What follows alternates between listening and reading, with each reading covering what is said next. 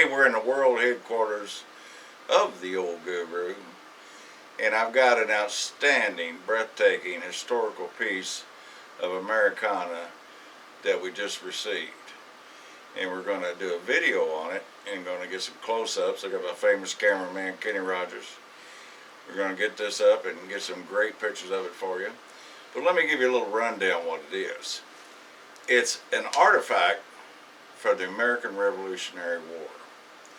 And it belonged to a gentleman named Michael Warner. And it's Sergeant Michael Warner of the 1st and the 6th Regiment of the Pennsylvania Riflemen. This guy was a rifleman. And that's not like an enlisted man. His specific job was to shoot a rifle, not a musket. And he was from the York area of Pennsylvania. And he's of German descent, German family that moved to the United States. And he enlisted to fight for freedom. This is an engraved powder horn that he carried. And Revolutionary War powder horns with their name on them, the owner's name on them, are just so rare. And this has 2 federal eagles on it. One's like a chicken eagle, it's a fat depiction of an eagle, and the other one's a standard eagle. And it has fish, has all kinds of the period engraving on its horn. And patina is out of this world, real chocolate patina, and the powder horn is in absolutely magnificent shape.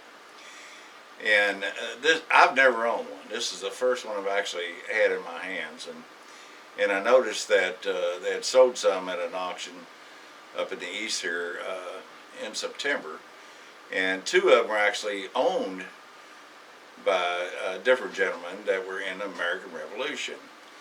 And I thought they'd bring $4,000 or $5,000, but one bought $36,000, the other one bought in the $40,000 range, plus 25%. No, I'm sorry, it's 26% buyer's premium. So another 1/4 of what they paid for it was what the auction house charged them to buy it. And this is of that caliber. And we have his records here. I have them in my hand here in this book, and where he enlisted. And I'm going to cheat a little bit here, just for some of the engagements that he was in. He was with Washington, George Washington, at Valley Forge. He was at Fort Washington. He was at Battle of Germantown, Battle of Sullivan, Battle of Brandywine, Battle of Monmouth, and he was on the expedition and the Battle of Green Springs. He was there when General Cornwallis surrendered his troops there at Yorktown. This is a historical piece. And we have his discharge. It's hard to find discharge papers where they applied for their pension. And we got a copy of that also with it, and where he had signed, and he had a gentleman attest to him being in the military at that time that was actually in the same company with him. And when he applied for his pension, he was in his 70s. So this thing's just so breathtaking, and we're going to get up on it and get some real good detailed shots, because you never get an opportunity to see him. You see him from standing on the other side of a showcase. But Kenny Rogers is going to work his magic with the camera, and we're going to get some real great detailed pictures of this thing on the video. And then we'll post it on our YouTube channel so everybody can see it. Because this thing is right out of the woodwork. It's just now discovered after 200 plus years, and it's just over the top piece. And again, we're in the world headquarters here. I say that kind of jokingly, but we do business all over the world. And we got some great artifacts in here. Matter of fact, behind me, I'm going to try to get him pan around in here just for a moment before we shoot this magnificent powder horn. We've got a 8.5 foot tall hand-carved Indian depicted of Chief Tecumseh in the War of 1812 against the American forces up at the Battle of Tippecanoe in the Thames, Battle of the Thames. and that came out of a historical society up in Indiana. It's a wonderful piece. And then we have a Hotchkiss a cannon in here, and we got some, of course, from Kentucky. We got a lot of bourbon sitting behind me, and all kinds of cool stuff. But this is our little headquarters here, and we travel everywhere. And if you got a great historical piece or a common piece, love to hear from you. And you can send us some photos, and if you want a value of it, and of course we'll appraise it free. To give you some insight of what you have. But we're going to get ready to get this horn laid out, and Kenny will get up on it close, and then we'll go from there.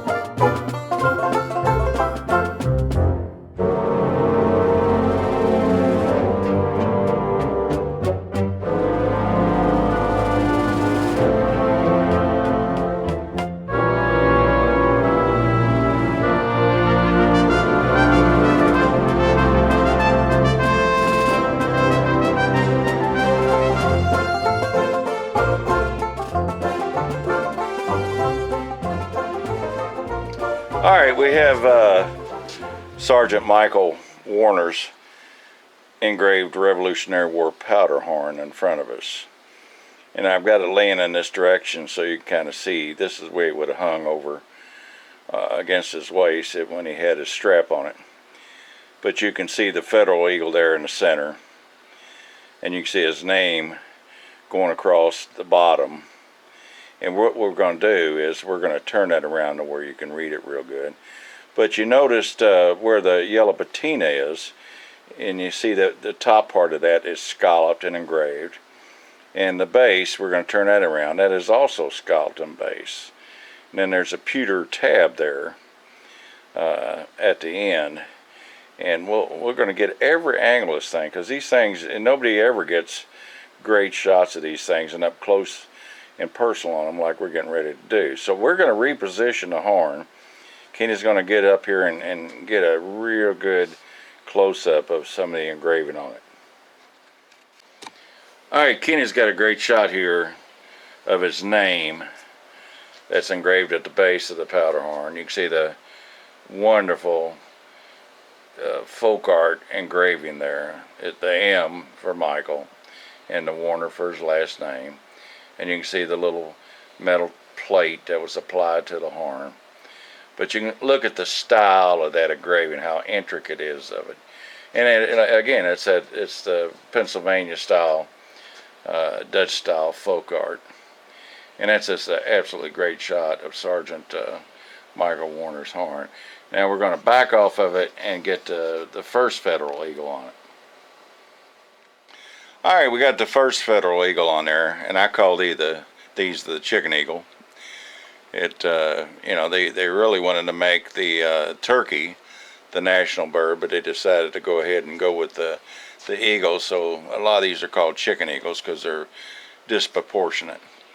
But there it is, and it's beautifully engraved, and above it is in a banner, E Pluribus Unum. And so Kenny's going to zoom in on that and get a close-up.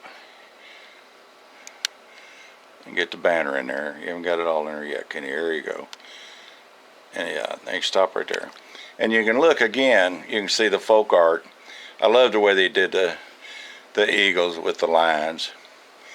But this is absolutely breathtaking if you're a powder horn collector. And this is the pinnacle when you get a Revolutionary War powder horn that's ID'd. All right, we're going to move to the next engraving on it. All right, in the lower part of the picture, you can see the edge of the powder horn that's scalloped, and across the base you can see the abstract type of nails that are holding the horn in, and most of them are kind of square, then pinged over. And there is the second federal eagle. And Kenny's going to zoom in on that a little bit, and then he's going to move up the horn, and we have a wonderful star, and there's fish on it. That was indicative of the period. Most every Revolutionary War and the War of let's see, the French and Indian War in the 1760s. You'll see these fish, you'll see deer, you see all kinds of things on them. But so we're going to try to get that, and that's all incorporated into the horn. So and I hope you're examining this thing while I'm talking. But this is a wonderful federal eagle. All right, Kenny, zoom up with this a hair closer. There you go. That's good right there. And just enjoy the look. I mean, you know, it's just so cool. I just can't say enough good things about it. All right, now we're going to back off a little bit.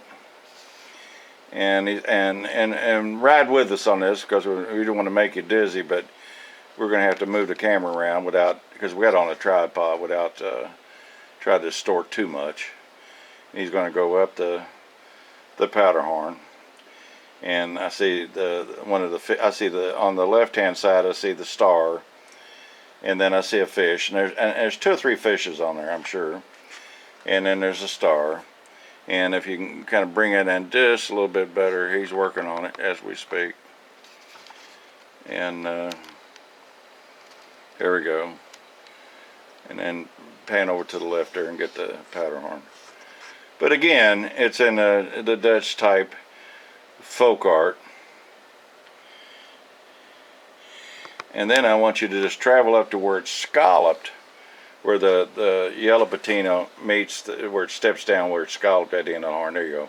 I want them to see how they decorate it underneath of the scallop, and that's on the base of it, and also here on the top. And look at the patina. The patina is just over the top. I can't say enough about the patina.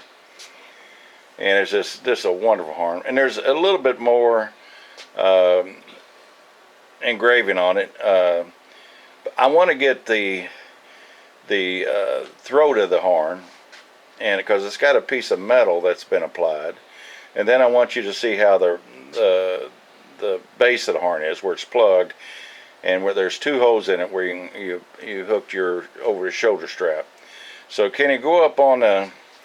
I'm gonna bring it down. Just sit right there, and I'm gonna bring it there. Back it off a little bit. There you go.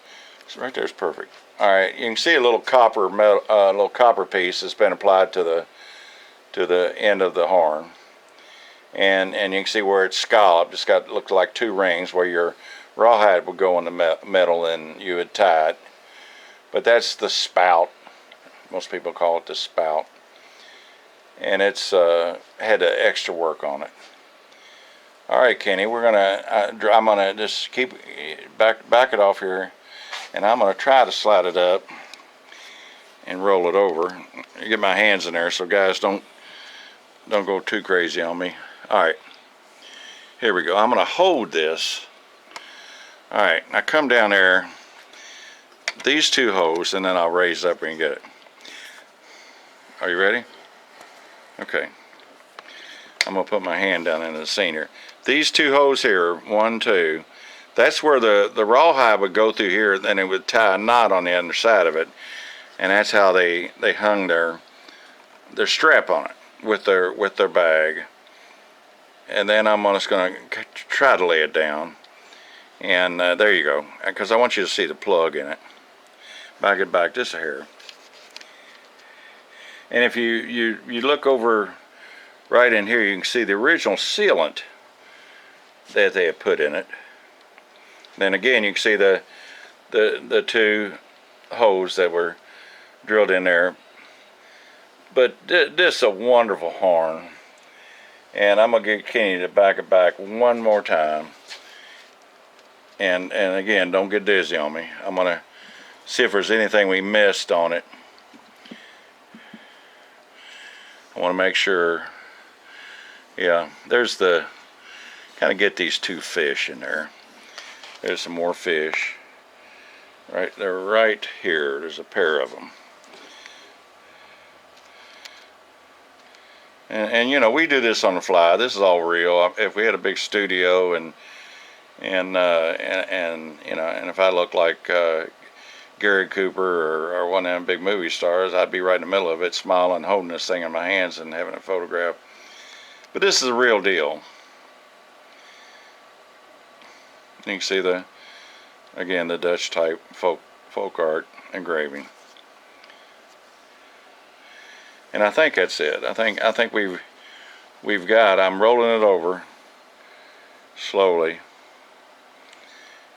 and looking, and I get that federal eagle with the back it off just a little bit, and there you go.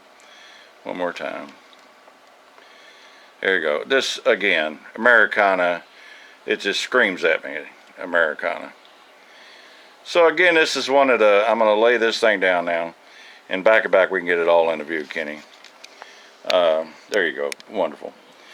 This is an extremely unusual find, a Revolutionary War ID'd artifact. And this gentleman was in a rifle. He was enlisted as a rifleman. So he carried a Kentucky rifle, and this is his horn. So this is a fantastic piece of Americana. And it is a pleasure for myself and Kenny Rogers to bring it to you. And so from the old guru in the bourbon capital of the world, Bardstown, Kentucky, we bid you farewell.